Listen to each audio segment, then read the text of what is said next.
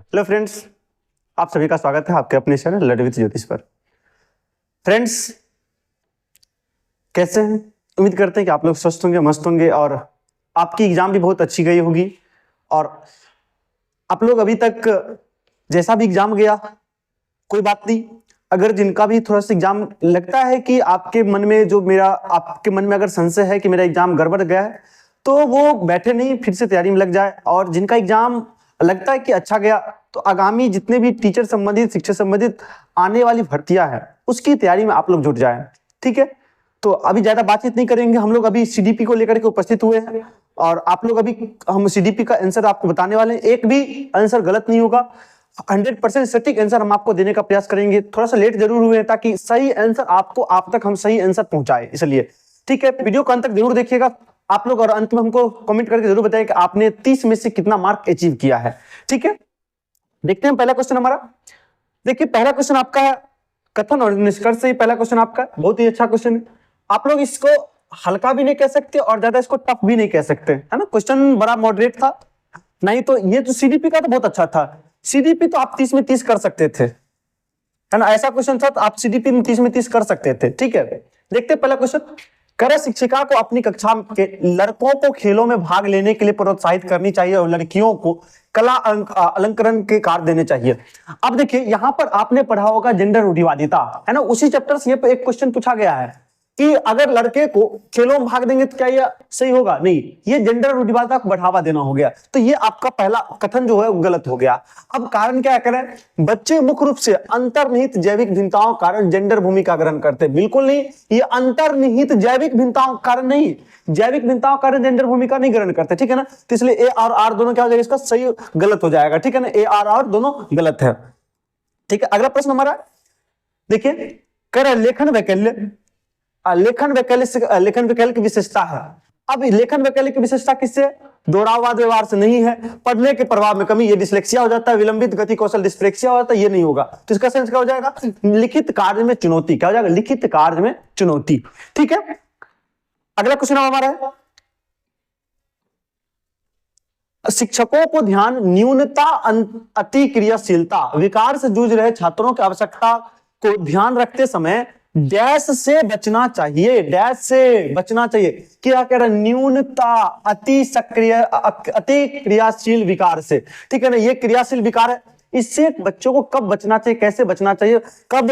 आवश्यकताओं को ध्यान रखते हुए। कैसे आवश्यकताओं? बच्चे की आवश्यकताओं को ध्यान में रखते हुए क्या चीज से बचना चाहिए? पाठ्यक्रम सामग्री एवं निर्देशों में लचीलापन, ये तो होना चाहिए।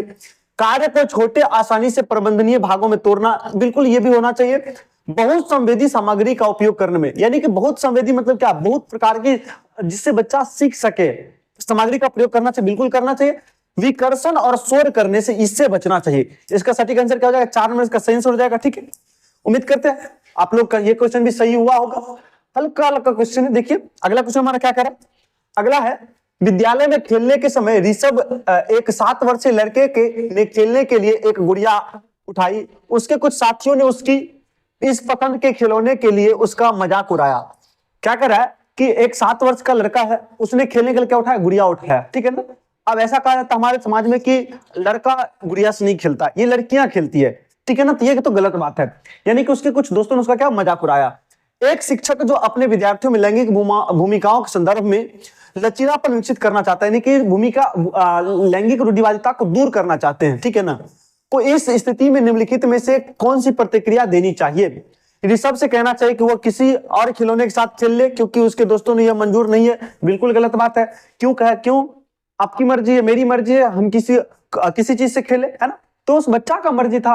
अगर उसको कहते कि नहीं इससे लड़कियां खेलता तो जेंडर रूढ़िवादिता बढ़ता, है ना, उसके मन में पूर्वाग्रह भ्रम फैलते जाता। ऋषभ को गुड़िया के साथ खेलने देना चाहिए और दूसरे बच्चे को कहना चाहिए कि वे अपनी पसंद की कोई खिलौने चुन सकते हैं। बिल्कुल सही, यानी कि ऋषभ को कहना चाहिए कि आप कोई भी खिलौना से बाबू खेल सकते हैं, कोई दिक्कत नहीं है। ठीक है, तो इसका सेंसर क्या हो जाएगा? 2 नंबर का सेंसर हो जाएगा। ठीक है, अभी ज्यादा डिस्कस नहीं करेंगे हम लोग। अगला क्वेश्चन आपका है कि पियाजे के संज्ञानात्मक विकास के सिद्धांत के संवेदी चालक अवस्था, क्या संवेदी चालक अवस्था के 2 महत्वपूर्ण संज्ञानात्मक विकास के मील के पत्थर हैं। ठीक है ना, 2 मील के पत्थर कौन कौन से, किसके अवस्था के? तो संवेदी परक अवस्था के, ठीक है, इंद्रजनित गामक अवस्था के। वर्गीकरण और क्रमबद्धता ये तो नहीं है, वर्गीकरण और क्रमबद्धता इस संवेदी गमक अवस्था का नहीं है। वस्तु अस्थायित्व और स्थितिगत अनुसरण बिल्कुल ये सही हो जाएगा। प्रतिवर्ती चिंतन और परिकल्पना तो ये तो अमूर्त चिंतन का है। जीववाद ये तो पूर्व संज्ञानात्मक अवस्था का है, ठीक है ना। तो ये आपका सेंसर क्या हो जाएगा, इसका दोनों में इसका सेंसर हो जाएगा, ठीक है। चलिए अब अगले प्रश्न पर। अगला प्रश्न कथन और निष्कर्ष। ये देखिए इस बार कथन और निष्कर्ष का बहुत अच्छा खासा ध्यान रखा गया एग्जाम में, ठीक है। इस क्वेश्चन के माध्यम से आप आगामी जो सीटेट एग्जाम आ रहा है, आएगा जुलाई अगस्त में, तो उसकी भी तैयारी आप इसी माध्यम से कर सकते हैं, है ना। आप क्वेश्चन पैटर्न से जो आगामी सीटेट में परीक्षा देने वाले कैंडिडेट हैं, विद्यार्थी हैं, वो देख सकते हैं कि किस तरह से क्वेश्चन पूछा जा रहा है, ठीक है। पहला कथन है कि 5 से 6 वर्ष से कम उम्र के बच्चों को ठीक से रेखाओं के भीतर लिखने के लिए दबाव नहीं डालना चाहिए। बच्चे 5-6 साल के बाद गति कौशल का बेहतर नियंत्रण प्राप्त करते हैं। बिल्कुल सही बात है, दोनों सही है। क्योंकि देखिए अब यहां पर अभिकथन और कारण वाला में ध्यान ये देना होता है कि 4 ऑप्शन आपके पास होता है कि ए सही है, बी गलत है, ए सही है, बी सही है। अब ए सही है, बी सही है, ये भी सही है, लेकिन ए इसका व्याख्या ये कर रहा है कि नहीं कर रहा है, इसका व्याख्या कर रहा है कि नहीं, ये फंसाते हैं। अब यहां पर जो है आपको कंफ्यूज थोड़ा सा हुआ होगा कि यहां पर 6 साल के बाद गति कौशल करता है तो इसका व्याख्या कर नहीं कर रहा है, कर रहा है, बिल्कुल कर रहा है। यानी कि कारण यही है कि 5 से 6 साल बच्चों को नहीं रोकना टोकना चाहिए कि कैसे भी लिख रहा है उसको लिखने देना चाहिए, है ना। क्यों? क्योंकि 5-6 साल के बाद जो होता है वो गति कौशल पर नियंत्रण पाने लगता है। अभी बच्चा जब लिख रहा होता है तो उसको लिखने के लिए ऐसे तो लिख देता ऐसे, है ना। अब इस सीधा रेखा नहीं खींच पाता बच्चा, क्योंकि अभी उसके अंदर गति कौशल का विकास नहीं हो पाया है, इसलिए, ठीक है ना। तो यानी कि ए आर आर दोनों सही है, ठीक है ना, और ए आर की सही व्याख्या भी करता है। ए आर आर दोनों सही है, लेकिन आर जो है ए की सही व्याख्या भी कर रहा है, ठीक है। चलिए अगले क्वेश्चन पर चलते हैं। अगला क्वेश्चन हमारा है कि बच्चे इस दुनिया में अनुवांशिक कोड के साथ आते हैं और उनकी नियति तय करते हैं। कोई हम आए हैं या आप आए हैं, क्या आप कोई कोड लेकर के आए हैं क्या? नहीं, ऐसा कोई कोड लेकर के नहीं आए हैं, सब स्वतंत्र रूप में आए हैं, ठीक है। कर उस सामाजिक संस्कृति के संदर्भ से बहुत प्रभावित होते हैं जिसमें वे बड़े होते हैं। बिल्कुल आप समाजीकरण सुने होंगे, समाजीकरण बहुत मायने रखता है बच्चे में, वही ना कर रहा है। उस सामाजिक सांस्कृतिक संदर्भ में बहुत प्रभावित होते हैं जिसमें वे क्या होते हैं, बड़े होते हैं, जिसमें वो उसका लालन पालन होता है, पोषण होता है, वो बहुत इंपोर्टेंट होता है। तो इसका सही आंसर क्या हो जाएगा? 2 नंबर इसका सही आंसर हो जाएगा, ठीक है। अगला प्रश्न हमारा, फिर कथन निष्कर्ष आगे देखिए। अगला प्रश्न हमारा कि एक समावेशी कक्षा में छात्रों की आवश्यकताओं को पूरा करने के लिए शिक्षकों को बहुत संवेदी सामग्री का उपयोग करना चाहिए। बिल्कुल, समावेशी कक्षा में छात्रों की आवश्यकताओं को पूरा करने के लिए बहुत संवेदी, अभी कुछ देर पहले एक और क्वेश्चन था बहुत संवेदी से, है ना, तो बहुत संवेदी सामग्री का उपयोग करना चाहिए। समावेशी कक्षाओं को पाठ्यचर्या, बिल्कुल यह बात बिल्कुल सही है, समावेशी कक्षाओं को पाठ्यचर्या सामग्री मानकीकरण के साथ, क्या मानकीकरण का मतलब क्या होता है कि नियमों के साथ, बिल्कुल नहीं, नियमों के साथ नहीं, उदाहरणों के साथ, ठीक है ना। ये मानकीकरण के साथ नहीं, मूल्यांकन, मानकीकरण मूल्यांकन करना बिल्कुल नहीं है, ठीक है ना। इसका योगात्मक मूल्यांकन नहीं करना, रचनात्मकता के साथ मूल्यांकन करना है, ठीक है ना। रणनीति के मानकीकरण को अपनाना चाहिए, बिल्कुल नहीं, और रचनात्मकता को अपनाना चाहिए। तो इसका ए सही है और आर गलत है, ए सही गलत नहीं, ठीक है। ए आर और दोनों सही नहीं, बिल्कुल नहीं, ए सही है लेकिन आर गलत है, ए सही है लेकिन आर गलत है। 4 नंबर इसका सही आंसर हो जाएगा, ठीक है, कोई दिक्कत नहीं है। अगला क्वेश्चन हमारा है कि रचनावादी दृष्टिकोण से व्यक्तियों को नए व्यवहार सीखने के लिए अनुकूलित किया जाता है। व्यक्तियों को नए व्यवहार सीखने के लिए अनुकूलित किया जाता है। यहां पर क्वेश्चन क्या पूछ रहा है? रचनावादी दृष्टिकोण, रचनावादी मतलब क्या? कुछ चीज करना, खुद से करना, है ना, खुद से करना, ये ना रचना कहलाएगा। लेकिन अनुकूलित किया जाता है मतलब दूसरे के द्वारा अनुकूलित किया जाता है, तो ये तो नहीं हो पाएगा, ठीक है। देखिए हम एक एक कंफ्यूजन को दूर करते चलते हैं ताकि आपके मन में अगर कोई भी क्वेश्चन में कंफ्यूजन रहता है तो कंफ्यूजन दूर हो जाए कि आखिरकार ये क्यों नहीं होगा और ये ही क्यों होगा, ठीक है। अब सीखना वर्तमान समझ का विस्तार और परिवर्तन है। देखिए सीखना जो होता है वो क्या होता है? वर्तमान समझ का विस्तार और परिवर्तन। कैसे? अब मान लीजिए आप कुछ चीज सीख रहे हैं, आप एग्जाम हॉल में भी कुछ चीज सीखे होंगे, है ना, तो वहां पर अब उसको क्या कि विस्तार के लिए अपने अंदर धारण कर लिए, ठीक है ना, तो क्या हो जाता है? ये उसका विस्तार कहलाता है। सीखना वर्तमान समझ की विस्तार और क्या परिवर्तन है, ठीक है। अब अगला क्वेश्चन हमारा है कि गति संवेदी शिक्षार्थी डैश के माध्यम से सीखना पसंद करते हैं। अब गति संवेदी है क्या? छूने से तो इसमें कोई गति नहीं होगा, सुनने से बिल्कुल नहीं, देखने से बिल्कुल नहीं, करके चलने और सीखने से, फिरने से, ठीक है ना, यानी करने और चलने फिरने से, करके सीखने से, तो ये हो जाएगा गति संवेदी हो जाएगा। बहुत आसान क्वेश्चन है। देखिए अगला क्वेश्चन आपका है कि जीन पियाजे जीन पियाजे के अनुसार एक बच्चा जो सरल गणितीय उत्क्रमण 4 + 5 = 9 या 9 - 5 = 4 के पीछे का तर्क समझने में असमर्थ है, इसका कारण क्या है? अब देखिए ये बच्चा भी समझ नहीं पा रहा है, उल्टा भी पलटा भी कर नहीं कर पा रहा है कि 2 + 4 क्या होगा, 6 होगा, लेकिन 4 + 2 क्या होगा, 6 होगा। ये चीज बच्चा समझ नहीं पा रहा है, कर नहीं पा रहा है, यानी कि पलटावीकरण का गुण नहीं आ रहा है, ठीक है ना। तो अपरिवर्तनीयता हो जाएगा, क्या हो जाएगा, अपरिवर्तनीयता हो जाएगा, ठीक है ना। आत्मकेंद्रियता नहीं होगा, बच्चा अब एक ही चीज पर ध्यान नहीं दे रहा है, ठीक है ना। यहाँ आत्मकेंद्रियता नहीं होगा, ठीक है ना, बच्चा क्या हो जाएगा, अपरिवर्तनीयता हो जाएगा, ठीक है, कोई दिक्कत नहीं है। चलिए अगला क्वेश्चन हमारा है कि समावेशन को बढ़ावा देने के लिए क्या आवश्यक है? किसको? समावेशन को बढ़ावा देने के लिए, ठीक है ना। अब देखिए लचीला पाठ्यक्रम बिल्कुल होना चाहिए, सहयोगात्मक अधिगम बिल्कुल होना चाहिए, पृथक्करण एवं नामीकरण ये नहीं होना चाहिए, गम इमारतें ये होना चाहिए बिल्कुल। आप लोग नाम सुनेंगे बाला, ठीक है ना, बिल्डिंग एज लर्निंग एज, ठीक है ना, बाला नाम सुनेंगे, इसी के तहत गम इमारतें के तहत आता है बाला, बिल्डिंग एज लर्निंग एज, ठीक है ना। तो ये भी उससे हो जाएगा एक 1, 2 और 4, तो 1, 2 और 4 बिल्कुल सही है, 1, 2 और 4 इसका यानी सही ऑप्शन क्या हो जाएगा, 3 नंबर का सही आंसर हो जाएगा, ठीक है। अब चलते हैं अगले प्रश्न पर। अगला प्रश्न हमारा है कि पियाजे के संज्ञानात्मक विकास के किस प्रकार का वर्णन किया है? पियाजे ने संज्ञानात्मक विकास का किस प्रकार वर्णन किया है? 4 अतिव्यापी संस्कृति विशिष्ट चरण नहीं, यह विशिष्ट चरण तो है लेकिन संस्कृति से संबंधित नहीं है, ठीक है। 4 गुणात्मक रूप से भिन्न चरण, बिल्कुल सभी चरण क्या है इसके अलग अलग हैं। जीन पियाजे महोदय कहना था कि कोई भी चरण आप छोड़ नहीं सकते हैं, है ना, सभी चरण एक दूसरे से संबंधित हैं लेकिन सभी क्या गुणात्मक रूप में अलग है, भिन्न जरूर है, ठीक है। तो इसका सही आंसर क्या हो जाएगा, 2 नंबर का सही आंसर हो जाएगा। अब देखिए चलिए अगला प्रश्न हमारा है, फिर कथन और निष्कर्ष ये देखिए, कह रहा शिक्षकों द्वारा प्रदान किया गया आलंबन बच्चों की सीखने की प्रतिक्रिया में बाधा डालता है। क्या कहा, शिक्षकों द्वारा प्रदान किया गया आलंबन का मतलब होता है एस्केप होल्डिंग, ठीक है ना, एस्केप होल्डिंग मतलब पार या ढांचा जिसको कहते हैं। तो ये सीखने में बाधा डालता है क्या? बिल्कुल नहीं, बाधा तो नहीं डालता, ये सहायता ही करता है। एस्केप होल्डिंग मतलब क्या होता है, किसी 2 चीजों की रिक्ति को पता लगाना, है ना। अब देखिए लेव वाइगोत्स्की ने प्रोत्साहित किया कि बच्चे स्वतंत्र रूप से पर्यावरण पर कार्य करके और उसमें हेरफेर करके सीखते हैं, बिल्कुल नहीं। ये तो हेरफेर करके, पर्यावरण पर हेरफेर करके कौन कहते? जीन पियाजे महोदय कहते। तो ए और आर दोनों गलत है, ए और क्या है, दोनों गलत है, ठीक है, कोई दिक्कत नहीं है, समझ चुके होंगे, इतना उम्मीद करते हैं। अब चलते हैं अगले प्रश्न पर। अगला प्रश्न हमारा है कि हार्वर्ड गार्डनर के अनुसार एक वैज्ञानिक बुद्धि, देखिए ये क्वेश्चन थोड़ा सा डॉट लगता है, ठीक है ना, आपको कहीं भी ऑप्शन यहां पर देखने को मिलता नहीं है, ठीक है। आप हो सकता है कि मान लीजिए इसका आंसर सभी लोग को मिल जाए, ये जो आंसर है सभी को मिल जाए, ठीक है ना, क्योंकि क्वेश्चन क्या है सो समझ लेते हैं पहले।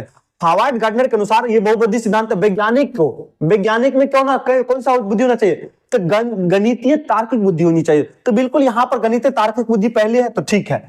लेकिन कह रहा है जबकि एक मूर्तिकार में कौन सा बुद्धि होता है? स्थानिक बुद्धि होता है। कौन सा बुद्धि होता है? स्थानिक बुद्धि होता है। लेकिन कहीं भी आपको ऑप्शन में स्थानिक बुद्धि नहीं दिया गया है ना। देखिए तार्किक बुद्धि, स्थानिक बुद्धि दिया गया नहीं, यानी कि तार्किक बुद्धि और स्थानिक बुद्धि होना चाहिए था, लेकिन यहाँ पर कहीं भी ऑप्शन हमको दिख नहीं रहा है। एक यहाँ पर दिख रहा है प्रकृतिवादी स्थानिक, ठीक है ना, लेकिन यह क्या वैज्ञानिक प्रकृतिवादी होता है? नहीं होता है, ठीक है। तो वैज्ञानिक कैसा बुद्धि होता है? तार्किक बुद्धि होता है। हो सकता है ये क्वेश्चन आप सभी लोगों को ये बोनस मिल जाए, सभी लोगों को 1 मार्क्स मिल जाए। जिनका ये क्वेश्चन अगर गलत हो रहा होगा, अगर 1 मार्क्स अगर छूट रहे होंगे, तो आपको ये आपके चेहरे पर खुशी ला सकती है, मायूसी दूर कर सकती है, ठीक है ना। क्योंकि ये क्वेश्चन मुझे जहां तक लगता है, हालांकि गलत है ये क्वेश्चन, ऑप्शन कहीं भी आपको मिल नहीं रहा है, देखने को मिल नहीं रहा है, ठीक है ना। एक तो वैज्ञानिक का तो मिल रहा है, लेकिन मूर्तिकार का बुद्धि, यानी कि मूर्तिकार में कौन सा बुद्धि होता है? स्थानिक बुद्धि होता है, लेकिन हमको कहीं ऑप्शन में देखने को मिल नहीं रहा है दोनों एक साथ, ठीक है। चलिए ठीक है, अगले प्रश्न पर चलते हैं। कह रहे निम्न में से कौन सा बाहरी अभिप्रेरणा का सही वर्णन करता है? क्या है? कौन सी बाहरी अभिप्रेरणा, यानी कि बाह्य अभिप्रेरणा से कौन सा इसमें संबंधित है? अभिप्रेरणा जो व्यक्तिगत संतुष्टि, ये तो व्यक्तिगत संतुष्टि मतलब आंतरिक अभिप्रेरणा हुआ ना। अगर हम खुद से प्रभावित हो रहे, इंस्पायर हो रहे हैं, तो खुद से हो गया, ठीक है, कि आंतरिक हो गया। अभिप्रेरणा जो कार्य के व्यक्तिगत आनंद से आती है, बिल्कुल नहीं। ये तो मान लीजिए हमको जो अपना कार्य करते हैं, हमको पढ़ाने में खुशी होता है, इससे हम इंस्पायर होते हैं, तो ये क्या हो गया हमको? ये तो हमारा व्यक्तिगत ना हो गया, आंतरिक ना हो गया। अब अभिप्रेरणा जो आंतरिक कारकों से आती है, तो यहाँ पर बाह्य कारक आपसे पूछा गया था। अभिप्रेरणा जो वातावरणीय परिणामों से आती है, जैसे मान लीजिए कि आपने डीएलएड मेडिसिन कराया कि चूंकि देखा कि बिहार में ऐसा हो रहा है कि सभी लोग टीचर्स में बहाली बहुत अधिक आ रही है, तो आप उसको देख करके उसके उस ओर जा रहे हैं, तो ये क्या हो जाएगा, बाय अभी प्रेरणा होंगे, ठीक है ना। तो इसका आंसर क्या हो जाएगा, 4 नंबर का सही आंसर हो जाएगा, ठीक है। अब चलिए अगला क्वेश्चन हमारा है कि अर्थपूर्ण अधिगम, क्या अर्थपूर्ण अधिगम मुख्य रूप से किसके बारे में नहीं है, किसके बारे में नहीं है। अब धारणाओं को समझना तो ये बिल्कुल है, ज्ञान का निर्माण करना बिल्कुल है, कौशलों का विकास ये भी है, जानकारी को रटना बिल्कुल नहीं है, जानकारी को रटना बिल्कुल नहीं है। तो इसका सही आंसर क्या हो जाएगा, 4 नंबर इसका सही आंसर हो जाएगा, ठीक है। अब अगला प्रश्न हमारा है कि विकास के संदर्भ में एक समय सीमा जिसमें एक व्यक्ति विशिष्ट उत्प्रेरणाओं के प्रति प्रतिवर्धित संवेदनशीलता रखता है, जिससे वह कुशल तरीके से कार्य करने के लिए विशेष कौशल विकसित कर सके, वह विकास की डैश कहलाई जा सकती है, ठीक है ना। ये विकास की डैश कहलाई जा सकती है, ठीक है ना। अब देखिए यहां पर एक चीज आप देखे होंगे कि कोई भी चीज आपको उत्प्रेरणा करता है, आपको उत्तेजित करता है ना, आपको उद्दीपित करता है। जैसे मान लीजिए कि आपके पास मिठाई रखा हुआ है ना, लेकिन आपको क्या होता है कि उत्तेजित होते रहते हैं, उत्प्रेरित होते रहते हैं, ठीक है ना। तो यहाँ पर क्वेश्चन देखिए, विकास के संदर्भ में एक समय सीमा में, क्या एक समय सीमा में एक व्यक्ति विशिष्ट उत्प्रेरणा के प्रति, क्या विशिष्ट उत्प्रेरणा के प्रति प्रतिवर्धित संवेदनशीलता रखता है, क्या रखता है, प्रतिवर्धित संवेदनशीलता रखता है, जिससे कि वह कुशल तरीके से कार्य करने के लिए विशेष कौशल विकसित कर सके, वह विकास की डैश कहलाई जाती है, ठीक है ना। तो ये क्या हो जाएगा, इसका उत्प्रेरक अवधि हो जाएगा, क्या होगा, उत्प्रेरक अवधि हो जाएगा, ठीक है ना, क्योंकि वो उत्साहित हो रहा है, उसको क्या किया जा रहा है, उत्प्रेरित किया जा रहा है, ठीक है ना, स्टिमुलस पीरियड, ठीक है। चलिए अब अगले क्वेश्चन की तरफ चलते हैं। अगला क्वेश्चन है, देखिए, शिक्षकों को छात्रों से दूरी बनाकर रखनी चाहिए, ये बिल्कुल गलत बात है। यहां इतना ही पढ़ करके आप इसको काट दीजिए। अधिगम एक लोकतांत्रिक वातावरण के बजाय एक अधिकारवादी, बिल्कुल नहीं, दोनों गलत है, ए आर दोनों गलत है। चलिए अब देखिए, इतना आसान क्वेश्चन पूछा है, क्या आप लोग गलत किए होंगे इसको, बिल्कुल नहीं गलत किए होंगे। हमको लगता है कि इस बार अच्छा खासा सीडी में आप लोग सही किए होंगे। अगला क्वेश्चन है, सामाजिक संचार में चुनौतियां जिसमें अस्पष्ट होती है, मस्तिष्क पक्षघात में बिल्कुल नहीं। सामाजिक संचार देखिए, मतलब संचार कर मतलब क्या होता है, हम आपसे क्या कर रहे हैं, संचार कर रहे हैं, क्या कर रहे हैं, संचार, हमारी और आपकी क्या हो रही है, संचार हो रही है ना। तो ये संचार, मस्तिष्क पक्षघात में संचार, ये संचार से लेना देना नहीं है। स्वलीन क्रम का विकार, अब देखिए स्वलीन क्या होता है, स्वलीन, स्व मतलब स्व अलीन, मतलब अपने में लीन रहना, ये सामाजिक आचार विचार में नहीं भाग ले पाता है ना। जो खुद से मतलब रखता होगा वो दूसरों को प्रकट नहीं कर पाता, दूसरों के सामने अपनी बात नहीं रख पाता, तो ये इसका सही आंसर क्या हो जाएगा, स्वलीन क्रम का विकार हो जाएगा, ठीक है। चलिए अगला क्वेश्चन हमारा, निम्नलिखित में से कौन सा कथन विकास के समीप दुराभिमुख सिद्धांत के प्रतिनिधित्व करता। अरे समीप दुराभिमुख, पहले बड़का फिर छोटका, है ना, पहले बड़का फिर छोटका। यहाँ देखिए, अलग अलग संस्कृतियों में रहने वाले यानी कि हम सकल जुड़वा अलग अलग दरों से विकसित हो सकते हैं, बिल्कुल नहीं। ये तो बात देखिए, यहां पर ये सही है, लेकिन ये समीप दुराभिमुख का कारण नहीं है, ये समीप दुराभिमुख का कारण नहीं है। मोतियों को धागे में पिराने से पहले बच्चा गेंद को पकड़ने की क्षमता विकसित करता है, बिल्कुल सही बात है। जैसे आप देखो उदाहरण, बहुत सारे उदाहरण पढ़े होंगे कि बटन लगाने से पहले बच्चा डिब्बा पकड़ता है ना, तो ये भी उसके एक उदाहरणों में से एक है, ठीक है ना। मोतियों का धागों में पिरोने से पहले गेंद को पकड़ने की क्षमता विकसित करना, इसका सही आंसर क्या हो जाएगा, 2 नंबर का सही आंसर हो जाएगा, ठीक। अब अगला प्रश्न हमारा है, देखिए कि अच्छे समस्या समाधानकर्ता बनने में, मतलब अच्छा समस्या समाधानकर्ता बनने में विद्यार्थियों की सहायता करने के लिए एक शिक्षक निम्नलिखित में से किस प्रक्रिया पर बल देना चाहिए। समस्याओं को एक विशिष्ट निर्धारित तरीके से हल करना चाहिए, एक विशिष्ट निर्धारित तरीके से नहीं। बच्चों को अगर सिखाना है, अच्छा समाधानकर्ता बच्चे को बनाना है, तो कई तरीकों से बच्चा को बताना पड़ेगा, ठीक है। बड़ी और जटिल समस्याओं को छोटी छोटी परिवर्तनीय समस्या में विभाजित करना चाहिए, बिल्कुल उसको तोड़ देना चाहिए, छोटी छोटी विभाजनों में तोड़ देना चाहिए। इसका सही आंसर क्या हो जाएगा, 2 नंबर इसका सही आंसर हो जाएगा, ठीक है। अब चलते हैं अगले प्रश्न पर। अगला प्रश्न हमारा फिर है, देखिए 23 नंबर, अभिकथन प्रभावी शिक्षक खुद को शिक्षार्थियों के दैनिक जीवन तथा उनके सामाजिक संस्कृति पृष्ठभूमि से परिचित कराते हैं। कौन, प्रभावी शिक्षक खुद को शिक्षार्थियों के दैनिक जीवन और उनकी सामाजिक संस्कृति पृष्ठभूमि से परिचित करवाते हैं, बिल्कुल सही बात है। क्यों करवाते हैं, क्योंकि सीखना एक सामाजिक संदर्भ में होता है, बिल्कुल सही बात है। तो दोनों, ये भी सही और ये भी सही, इसका व्याख्या भी ये कर रहा है। क्यों परिचित करवाते हैं खुद से, यानी कि उनके दैनिक जीवन से, क्योंकि सामाजिक सीखना जो होता है, सामाजिक संदर्भ बहुत आसान हो जाता है। हम लोग ये एनसीएफ कहता है ना कि बच्चे जब सीखते हैं उसको कहां से जोड़िए, उसके बाहरी जीवन से जोड़िए, है ना। इसलिए सही आंसर क्या हो जाएगा? ए आर तो दोनों सही है, लेकिन व्याख्या भी करता है, व्याख्या नहीं करता, बिल्कुल नहीं, व्याख्या करता है। ठीक है, तो दोनों में इसका सही आंसर हो जाएगा। ठीक है, अब चलते हैं अगले प्रश्न पर। अगला प्रश्न हमारा है कि लॉरेंस कोलबर्ग ने तर्क दिया है कि बच्चे के नैतिक तर्क में सांस्कृतिक अंतर होता है। बिल्कुल नहीं, सांस्कृतिक अंतर नहीं होता है। नैतिक विकास कर्म चरणों में होता है। बिल्कुल, नैतिक विकास कैसे होते हैं? कर्म में होते हैं। ठीक है ना, नैतिक विकास क्या होते हैं? कर्म में होते हैं। बच्चे के नैतिक तर्क लिंग भेद होते हैं। बिल्कुल नहीं, बच्चों में नैतिक विकास का निरंतर रूप से होता है। निरंतर नहीं, अब देखिए ना, जब यहाँ पर उत्तर परंपरागत में चला जाता है तो रुक सा जाता है। ठीक है ना, तो ये निरंतर नहीं होता, बच्चे में नैतिक विकास निरंतर रूप से होता रहता है, ऐसा नहीं है। ठीक है, अगला क्वेश्चन हमारा है कि बच्चे जब डैश अनुभव करते हैं तो बेहतर रूप से सीखते हैं। बच्चा क्या करेगा, कैसा अनुभव करता है तो बच्चा बेहतर सीखेगा। सीखने के लिए मध्यम स्तर का उत्साह, प्रदर्शन करने के लिए उच्च स्तर पर चिंता, बिल्कुल नहीं, अधिगम विवशता। ये देखिए लर्न हेल्पलेस, यहां पर देखिए थोड़ा सा इंग्लिश में देखेंगे तो खुद को असहज महसूस करेगा तो बच्चा सीख पाएगा? बिल्कुल नहीं सीख पाएगा। ठीक है ना, गतिविधि के दौरान निम्न स्तर तक तर्कशीलता।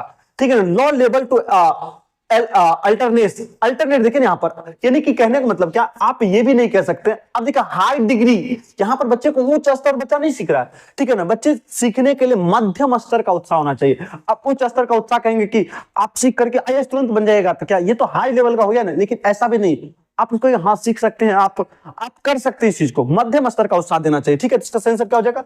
एक नंबर इसका सही आंसर हो जाएगा। ठीक है, चलिए अगला क्वेश्चन हमारा है कि महारत उन्मुख शिक्षार्थी आमतौर पर सफलता का श्रेय डैश को देते हैं और असफलता डैश को। अब देखिए यहां पर ऑप्शन से इसको आप छांट सकते थे।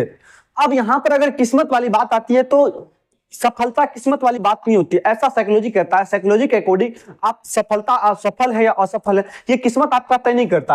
आप देखिए खराब किस्मत है, यहां पर भी किस्मत है और यहां पर भी किस्मत है, तो ऑलरेडी ये छट चुका है। योग्यता और कोशिश और पर्याप्त कोशिश। अगर आप बच्चा सफल हो रहा है तो उसको कहिए कि आप अपनी योग्यता पर, है ना, आप अपनी योग्यता पर सफल हुए हैं। ठीक है ना, अगर वो असफल हो जा रहा है तो उसको कहिए कि थोड़ा सी कोशिश में कमी रह गई है ना, कहीं ना कहीं थोड़ा सा कोशिश में कमी रह गई, थोड़ा सा और कोशिश कीजिए तो आप जल्दी सफल हो सकते हैं ना। तो ये कारण हो जाएगा। ठीक है, इसका सही आंसर क्या हो जाएगा?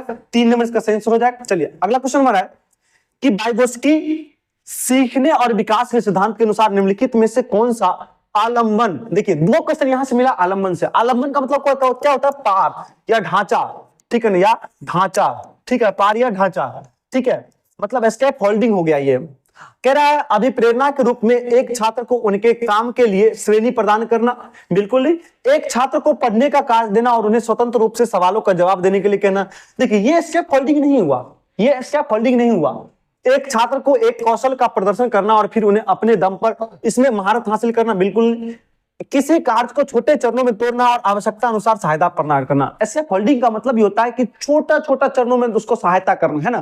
थोड़ा सा, जैसे मान लीजिए बच्चा कोई साइकिल सीख रहा होता है, तो क्या करते हैं, थोड़ा सा धक्का देते फिर छोड़ देते हैं, जब वो पीछे देखता है तो उसको पकड़ लेते हैं, है ना। तो उसके चरण को देखते हैं कि वो कब आगे देख रहा है तो उसको छोड़ देते हैं, है ना। तो यानी कि उसके आवश्यकता अनुसार क्या करना, उसको सहायता प्रदान करना। ठीक है, अगला क्वेश्चन हमारा है कि वाइगोत्स्की के अनुसार बच्चे स्वयं से बात करते हैं। अब देखिए स्वयं से बात क्यों करते हैं, ये क्या कहलाता है?